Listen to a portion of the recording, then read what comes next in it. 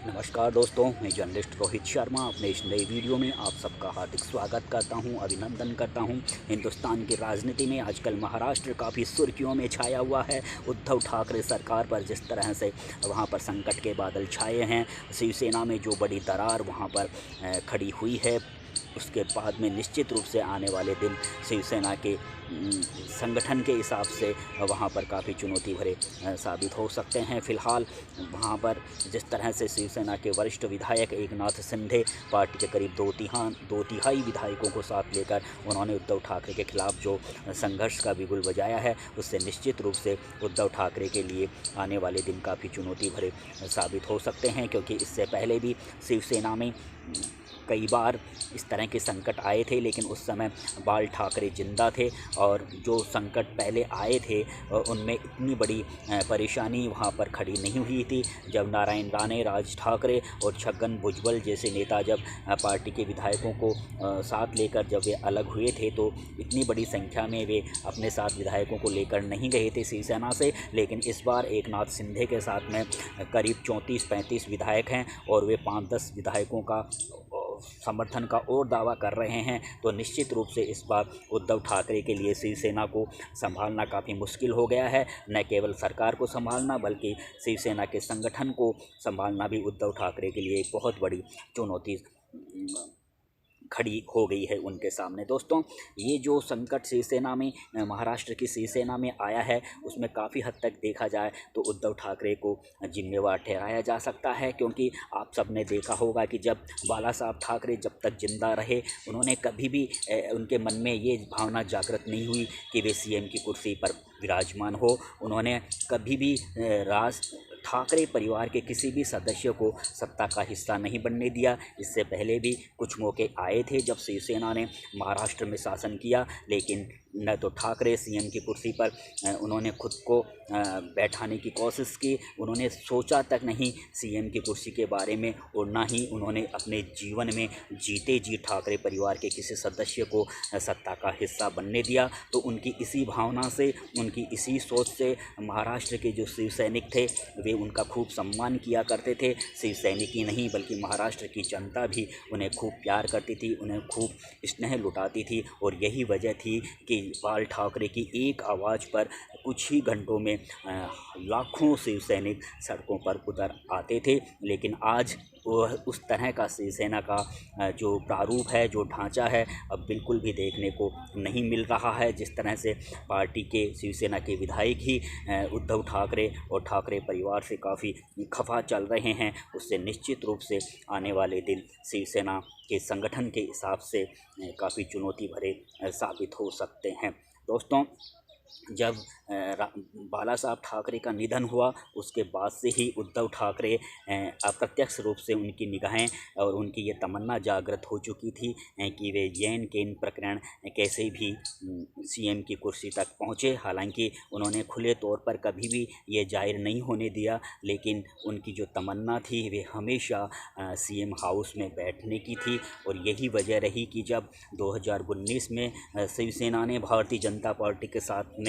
गठजोड़ करके वहां पर चुनाव लड़ा, और जब चुनाव नतीजे सामने आए तो निश्चित रूप से शिवसेना 55 सीटों के साथ दूसरे नंबर पर थी। पहले नंबर पर भारतीय जनता पार्टी 106 बड़ी सीटों को लेकर बनी हुई थी। और जब भारतीय जनता पार्टी और शिवसेना को स्पष्ट बहुमत वहां पर मिल गया था सरकार बनाने के लिए, लेकिन जो लड़ाई वहां पर इन दोनों ही पार्टियों के बीच में जो पैदा हुई वह सीएम के पद को लेकर हुई। उद्धव ठाकरे प्रत्यक्ष रूप से ये चाहते थे कि, हालांकि उन्होंने खुले में जाहिर नहीं किया था कि वे सीएम बने, सीएम की कुर्सी पर बैठना चाहते हैं। उन्होंने एकनाथ शिंदे को हालांकि शिवसेना के विधायक दल का नेता भी चुन लिया था, लेकिन नेता चुनना अलग बात है और सीएम की कुर्सी पर उनकी निगाहें बराबर टिकी हुई थी। भारतीय जनता पार्टी से सरकार बनाने के बारे में उस समय जो समझौता बातचीत हो रही थी, उस समय शिवसेना सीएम के पद को अपने पास रखना चाहती थी, लेकिन भारतीय जनता पार्टी इसके लिए तैयार नहीं हुई। यही वजह हुई कि दोनों पार्टियों के बीच में जो गठबंधन बना हुआ था वह दोस्ती और वो गठबंधन टूट गया। बाद में गठबंधन टूटने के बाद में वहाँ पर जो एनसीपी के जो कद्दावर नेता हैं शरद पवार और कांग्रेस पार्टी तो ये चाहती थी कि शिवसेना और भारतीय जनता पार्टी के बीच में दरारें पैदा हो, इसलिए उद्धव ठाकरे के मन में जो मुख्यमंत्री बनने की जो उनकी तमन्ना थी, उन्होंने उस तमन्ना को बिल्कुल भी ख़त्म नहीं होने दिया। और जब शरद पवार ने उन्हें सीएम बनने की पेशकश की तो वे मना नहीं कर पाए, क्योंकि वे पहले से ही उनकी तमन्ना सीएम की कुर्सी पाने की थी। उन्होंने कांग्रेस और एनसीपी के साथ हाथ मिलाकर वे मुख्यमंत्री पद पर बैठ भी गए। उन्होंने मंत्रिमंडल का गठन भी किया, एनसीपी के नेताओं को उन्होंने मंत्रिमंडल में शामिल भी किया। और मंत्रिमंडल में जिस तरह से वहाँ पर अनिल देशमुख और नवाब मलिक जैसे जो नेता थे, अभी 2-2.5 साल में भ्रष्टाचार को लेकर जिस तरह से वे सुर्खियों में आए हैं, उससे निश्चित रूप से उद्धव ठाकरे सरकार की जो लोकप्रियता थी उस पर भी थोड़ी चोट पहुंची। इसके अलावा जो हिंदुत्व का जो मुद्दा था, जिस पर बाला साहब ठाकरे हमेशा से चलकर शिवसेना को आगे बढ़ा रहे थे, हिंदुत्व के मुद्दे पर भी कहीं ना कहीं शिवसेना ने कांग्रेस और एनसीपी के साथ मिलकर उस हिंदुत्व के मुद्दे पर भी उन्होंने समझौता करने का प्रयास किया। हालांकि उद्धव ठाकरे के साथ में जो पार्टी के विधायक थे वे बिल्कुल भी नहीं चाहते थे कि हिंदुत्व के मुद्दे पर शिवसेना एनसीपी और कांग्रेस के साथ मिलकर किसी भी तरह का कोई समझौता करे और कुछ इस तरह की परिस्थितियां वहां पर नहीं बनने दे, जिससे महाराष्ट्र की जनता में और शिव सैनिकों में ये संदेश जाए कि शिवसेना हिंदुत्व के मुद्दे से भटक गई है। लेकिन उद्धव ठाकरे बराबर, क्योंकि वे सत्ता से बंधे हुए थे, मुख्यमंत्री पद पर बने हुए थे और वो पूरे 5 साल तक मुख्यमंत्री बनना रहना चाहते थे, इसलिए उन्होंने हिंदुत्व के मुद्दे पर भी कहीं ना कहीं समझौता किया। हालांकि खुले में उद्धव ठाकरे कहते हैं कि हिंदुत्व शिवसेना के रग रग में बसा हुआ है, वे हिंदुत्व के मुद्दे से नहीं भटके हैं। लेकिन 2-2.5 साल में जिस तरह से महाराष्ट्र की राजनीति में और महाराष्ट्र में जिस तरह के घटनाक्रम हुए हैं, उससे निश्चित रूप से जो शिवसेना के जो शिव सैनिक हैं और महाराष्ट्र की जो जनता है, उनमें भी ये संदेश गया है कि अब बाला ठाकरे जो हिंदुत्व के मुद्दे को लेकर सर्वोच्च प्राथमिकता रखते थे, उस मुद्दे पर उद्धव ठाकरे कहीं ना कहीं अब कसौटी पर खरे नहीं उतर रहे हैं। तो हिंदुत्व का मुद्दा और ठाकरे परिवार का सत्ता में शामिल होना, ये 2 बड़ी चीज़ें थी। इसके अलावा 2-2.5 साल में जिस तरह से उद्धव ठाकरे सरकार के जो मंत्री हैं उन पर जिस तरह के भ्रष्टाचार के आरोप लगे हैं, इसके अलावा उद्धव ठाकरे के जो बेटे हैं आदित्य ठाकरे, वे भी कैबिनेट मंत्री बने हुए थे। उद्धव ठाकरे सरकार में आदित्य ठाकरे भी कई तरह के निर्णय थोपा करते थे और आदित्य ठाकरे भी बराबर मंत्रियों के काम में हस्तक्षेप किया करते थे। ये बात भी जो शिवसेना के जो वरिष्ठ विधायक थे उन्हें ये बिल्कुल भी अच्छी नहीं लग रही थी। लेकिन उद्धव ठाकरे और उनके बेटे आदित्य ठाकरे दोनों ही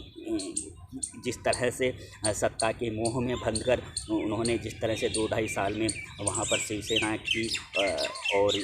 आपस के गठबंधन की जो सरकार चलाई, उससे निश्चित रूप से शिवसेना की जो छवि थी वह मजबूत होने के बजाय कम हुई। हालांकि शिवसेना के जो विधायक थे वे शुरू से ही ये नहीं चाहते थे कि एनसीपी और कांग्रेस के साथ में शिवसेना किसी भी तरह का गठबंधन करे और सरकार बनाए। लेकिन आप सब जानते हैं कि ठाकरे परिवार और मातोश्री का काफ़ी वर्चस्व रहा महाराष्ट्र में। जो विधायक खुलकर ठाकरे परिवार के प्रति अपना असंतोष जाहिर नहीं कर पा रहे थे, इसलिए जब उद्धव ठाकरे ने भाजपा से नाता तोड़कर कांग्रेस से और एनसीपी से दोस्ती बढ़ाई, तो उस समय शिवसेना के बहुत से विधायक थे जो मन ही मन उन्हें यह अच्छा नहीं लग रहा था, लेकिन वे विरोध करने की स्थिति में नहीं थे। लेकिन ये 2-2.5 साल में शिवसैनिका का जो गुस्सा था वो लगातार बढ़ता रहा। एकनाथ शिंदे भी, उन्हें भी ये लगने लगा था कि उद्धव ठाकरे अब उन्हें कहीं ना कहीं इग्नोर कर रहे हैं। और जो संजय रावत थे वहाँ पर उद्धव ठाकरे के बाद में लगातार शिवसेना और सरकार के जो बड़े विषय होते थे वे उद्धव ठाकरे को संजय रावत ही सलाह दिया करते थे। विशेष तौर से महाराष्ट्र में 2-2.5 साल में जिस तरह से वहाँ पे अभी हाल ही में निर्दलीय जो सांसद थी नवनीत राणा, हनुमान चालीसा को लेकर जिस तरह का वहाँ पर बवंडर मचा और महाराष्ट्र सरकार ने जिस तरह से नवनीत राणा की प्रति अपना जो व्यवहार दिखाया, उससे भी जो वहाँ पर हिंदू वर्ग थे उन्हें काफ़ी ठेस पहुँची। ख़ासतौर से शिवसेना के भी कई विधायक थे, वे महाराष्ट्र सरकार और महाराष्ट्र पुलिस के व्यवहार से जो रवैया नवनीत राणा के प्रति दिखाया उससे खुश नहीं थे। इसके अलावा धार्मिक स्थलों से लाउड स्पीकर हटाने के मामले, ऐसे बहुत से मामले थे जिनकी वजह से कहीं ना कहीं शिवसेना के जो विधायक थे, एक जो बड़ा गुट था विधायकों का, उन्हें ये लगने लगा था कि उद्धव ठाकरे हिंदुत्व के मुद्दे पर कांग्रेस और एनसीपी की राह पर ही चल पड़े हैं। तो ये जो तमाम तरह के जो ये कारण हैं, ये निश्चित रूप से शिवसेना के जो वर्तमान में वहाँ पर जो बड़ी संख्या में विधायक थे वे उद्धव ठाकरे से काफ़ी गुस्से में थे। अभी हाल ही में जिस तरह से वहाँ पर राज्यसभा के चुनाव और एमएलसी के चुनाव हुए, उसमें भी शिवसेना के विधायकों ने इन दोनों ही चुनावों में क्रॉस वोटिंग की। तो ये जो क्रॉस वोटिंग की, उसके बाद में जो वहाँ के जो वरिष्ठ विधायक थे एकनाथ शिंदे, उन्हें ये लगने लगा कि अब शिवसेना के अधिकांश विधायक उद्धव ठाकरे सरकार से बिल्कुल नाराज़ हैं, उद्धव ठाकरे से नाराज़ हैं। अब यही मौका है कि उन्हें अपनी असली राजनीतिक ताकत दिखाने का, और यही वजह रही कि वे करीब 34 विधायकों को साथ लेकर पहले सूरत गए, सूरत से गुवाहाटी चले गए, और इन सारी परिस्थितियों की वजह से वहाँ पर उद्धव सरकार अल्पमत में आ गई। हालांकि उद्धव ठाकरे ने अभी फेसबुक पर जो अपना लाइव भाषण दिया है उसमें उन्होंने ये कहा है कि अगर जो विधायक उनसे नाराज़ है, उनमें से अगर कोई एक विधायक भी आकर ये कह देगा कि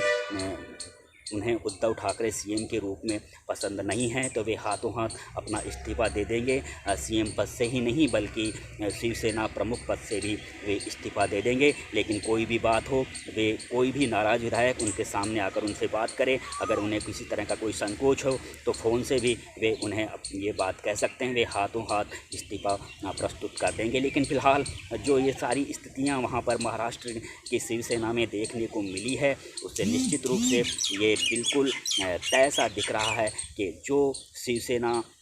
का अस्तित्व महाराष्ट्र में बाला साहब ठाकरे के ज़माने में हुआ करता था, उस तरह का अस्तित्व और उस तरह की मजबूत शिवसेना अब महाराष्ट्र में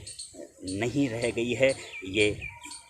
एक तरह से बाला साहब ठाकरे के इस दुनिया से विदा लेते ही महाराष्ट्र में शिवसेना का जो संगठन है और जो बाल ठाकरे